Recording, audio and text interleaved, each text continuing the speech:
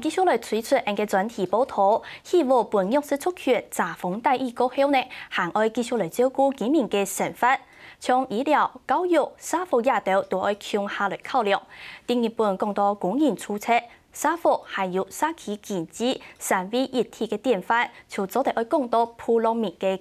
基础企业。大家所讲嘅普罗米，就是头摆封建制度、全民阶级嘅后退。無論啲就業還係就學，還有同婚，都受到歧視，受到大家唔平等嘅待遇。啲台灣前向普隆呢，啲得到基礎穩定過後，就開始向等以人來做中心嘅理念來行工錢。也下社區有老人家身心障礙者嘅長期照顧中心，社福產業發展到前好，同時咩來聽貧窮線以下嘅居民自家來生活。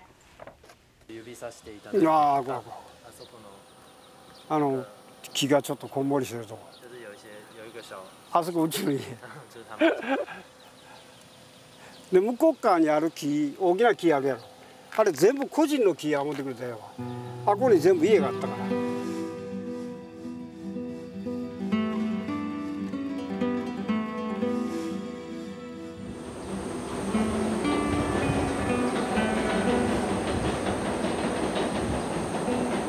半个世纪前，前向普罗400人户的居民就喺啦睇一條太湖村的河壩船，嘅時節一定你屋嘅寥寥少少，喺個環境真係唔好。透過普羅解放運動，一定能要求政府去改善一定喺個環境。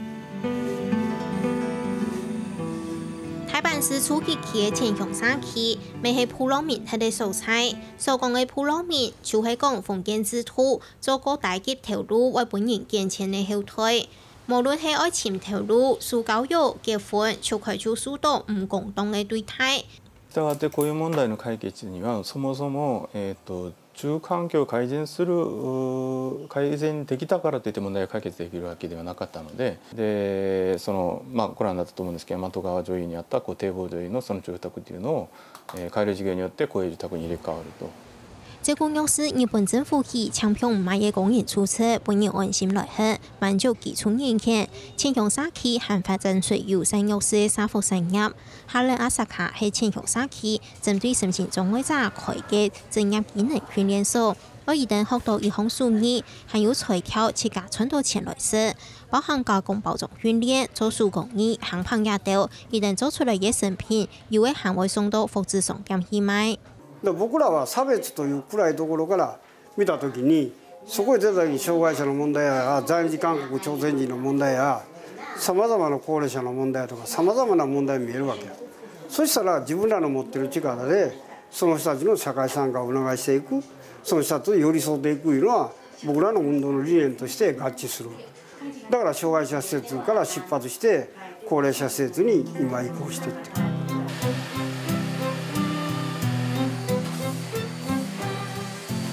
本但係人看無人態弱勢，要來加按到各種弱勢族群，會變到韓國弱勢無奈。看前向社區有係無強用嘅答案，一旦下下就考慮到人，對自家本但未係社會大臣嘅立場來出發，問到一個，按你嘅條窮苦人就唔是在個苦人嚟嘅，老人家身心障礙嘅人，未有好睇下安心工業咧。是受到太細心對待嘅普羅民，睇前向一旦從錯出，一旦無人係個個菜生，傻傻就平等嘅人權經典社區。客家新聞蔡依從送音樂日本台版報道。